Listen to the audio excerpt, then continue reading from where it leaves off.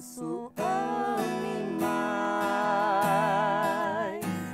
abrace mais, pois não sabemos quanto tempo temos pra respirar. Fale mais, ouça mais, vale a pena lembrar que a vida é curta demais.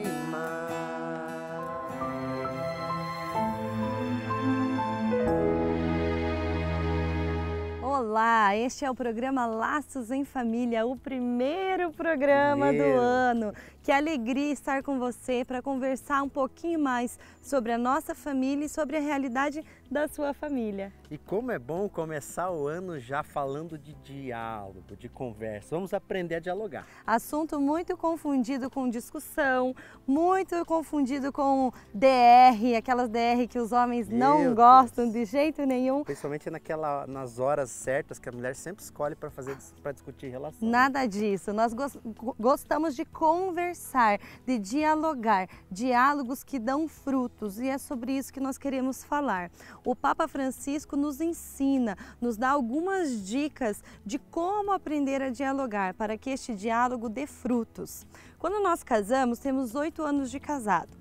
Quando nós casamos, as pessoas vinham perguntar: e como está? Tá tudo bem? Estão vivendo em lua de mel? E nós falávamos: lua de mel, puxa vida, esse começo de casamento é tão difícil, um aprendendo a lidar com o outro. E hoje, depois de 8 anos, nós entendemos que estamos vivendo agora esta lua de mel, porque 8 anos depois nós aprendemos a lidar um com o outro, aprendemos a conversar, aprendemos a dialogar. Eu não conheço 100% o Thiago, eu acho que nunca vou conhecer, mas conheço muito mais do que conhecia há 8 anos atrás. E por isso hoje nós queremos começar o ano dando esse pontapé inicial com as dicas, as 10 dicas do Papa Francisco de como dialogar, um diálogo que dê frutos na sua casa e na sua família. Então vamos aprender a dialogar com essas dicas que o Papa separou para nós. E é fato que o diálogo ele faz com que a gente cresça. A gente tem aprendido a se tornar mais flexível, a mudar quando precisa mudar. Mudar conforme a necessidade. Então, a primeira dica do Papa são as atitudes de amor, a forma de falar, como eu vou me aproximar do meu marido, da minha esposa, para conversar, qual é o momento certo, quais são as atitudes de amor que eu tenho demonstrado para o meu companheiro, para que esse diálogo já comece bem. E o diálogo, nesse sentido, é importante porque a gente aprende a entender como que o outro gosta de se sentir amado, como ele se sente amado. Porque às vezes a gente se sente amado com o toque, a gente se sente amado com o serviço. As linguagens do amor. E é no diálogo que a gente vai aprender como agir.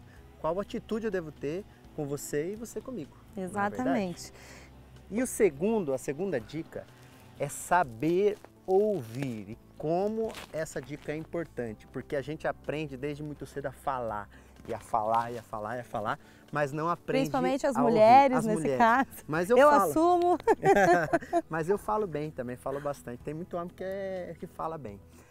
Mas é importante saber ouvir, saber estar ouvidos, porque quando a gente está conversando, muitas vezes, a gente a nossa mente está lá em outro lugar enquanto a pessoa está conversando e a gente acaba não ouvindo. A gente está ali, está presente, mas a nossa cabeça está em outro lugar. É preciso que a gente de fato aprenda a ouvir a pessoa. E isso que ele está falando já entra no terceiro tópico, porque o saber ouvir é você não interferir naquilo que a pessoa está falando, é você sentar e ouvir, não ficar toda hora atrapalhando o raciocínio da outra pessoa, toda hora interferindo naquilo que a pessoa está falando. E o terceiro tópico é o silêncio interior, que é isso que o Thiago falava, não basta só ouvir, é necessário o teu interior estar em silêncio, você não ficar maquinando, enquanto a pessoa está falando, você já está maquinando ali a resposta, o que você vai responder para ela, como que você vai resolver, qual é a solução que você vai dar para aquele problema.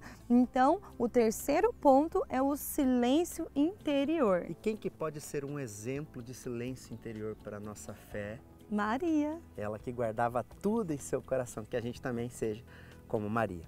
E o quarto ponto é tenha empatia. O que é e empatia? Como é difícil ter empatia. Que palavra é essa, empatia? Eu conseguir me colocar no lugar do outro. Eu conseguir ver aquela situação a partir do olhar do outro. Assim eu vou conseguir compreender muito melhor aquilo que ele está se queixando, que ele está reclamando ou que ele está propondo.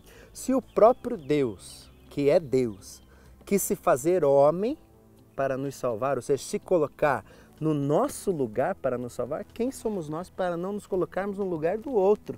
Para entender e para tentar enxergar como o outro enxerga. E o quinto ponto, abra a cabeça. O que quer dizer isso, abra a cabeça? Dá uma machadada na cabeça.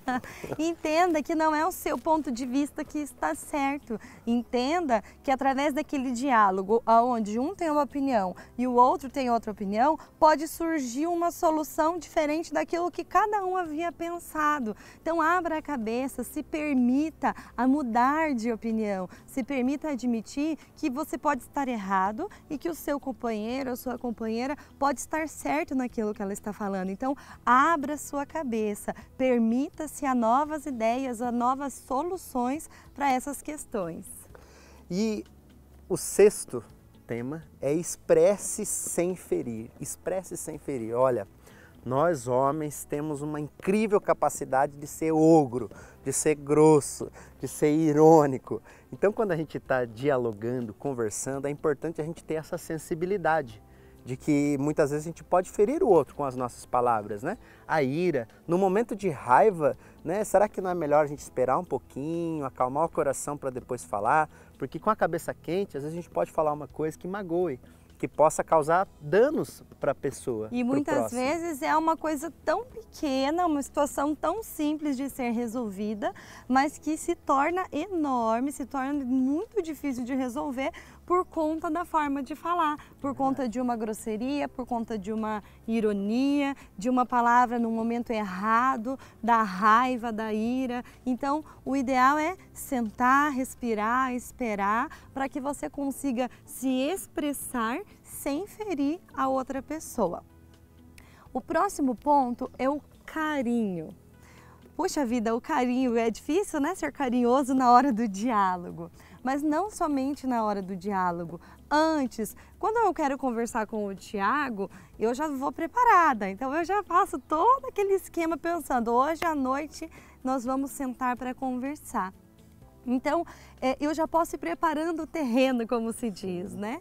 E um gesto de carinho, uma palavra de carinho, ela quebra, digamos assim, qualquer negação da outra pessoa, qualquer agressividade que nós conversávamos, a conversa vai para outro rumo. Se eu chegar de forma agressiva, querendo me impor, ele vai reagir de uma forma diferente. Agora, se eu chegar de uma maneira carinhosa, vai ser melhor, a conversa vai dar mais frutos e aquilo a gente vai resolver muito mais facilmente. Quando você falava, né, da questão de se impor, aí entra esse nosso próximo tópico. O outro, ele é seu aliado e não o seu concorrente.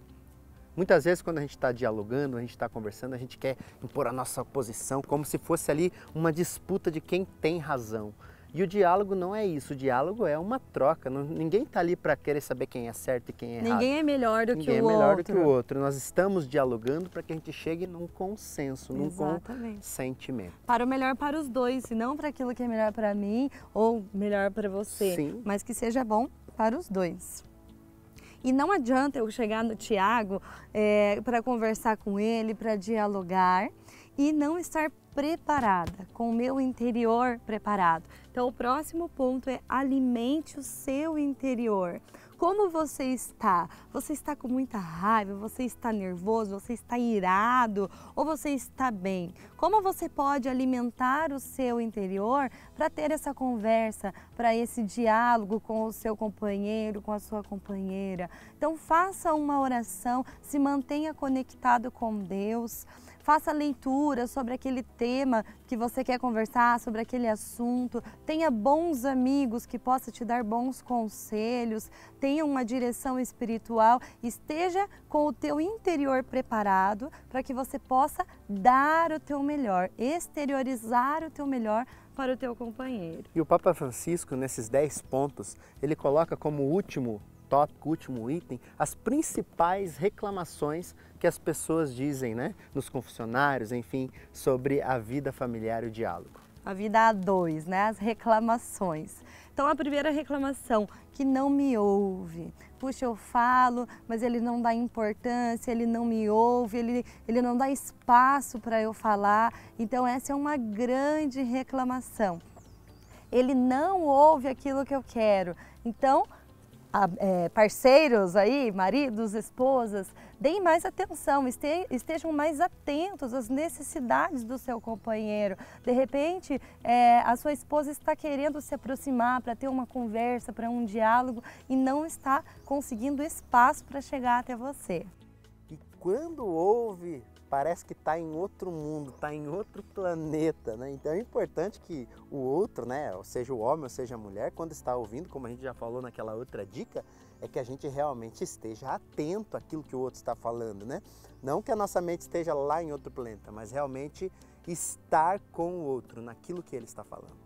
E o terceiro e último ponto de reclamação nos confessionários do mundo afora é que tem a sensação de que a outra pessoa está à espera de que a conversa acabe de uma vez. Já vem com uma resposta rápida, uma resposta pronta para que aquilo acabe de uma vez. E eu preciso admitir que dessa vez eu sinto que mais os homens fazem isso, porque as mulheres geralmente gostam de conversar, gostam de dialogar. E aí eu não sei o que você tem para dizer sobre isso. Olha, para nós homens realmente é um esforço que nós temos que fazer, é um esforço grande, mas é preciso praticar. Como a gente está falando aqui, aprendendo a dialogar. Então, diante de todas essas reclamações, agora é hora de praticar. Aprendendo a dialogar é exercitar isso. Então, o gesto concreto que nós pedimos para você aí em casa é que de fato comece a dialogar, mesmo sendo difícil para nós homens, né, ter que sentar e conversar é um exercício, porque isso vai trazer grandes ganhos para as nossas famílias. E deve acontecer no dia a dia, não espera a coisa ficar feia, não espera acontecer algo de grave.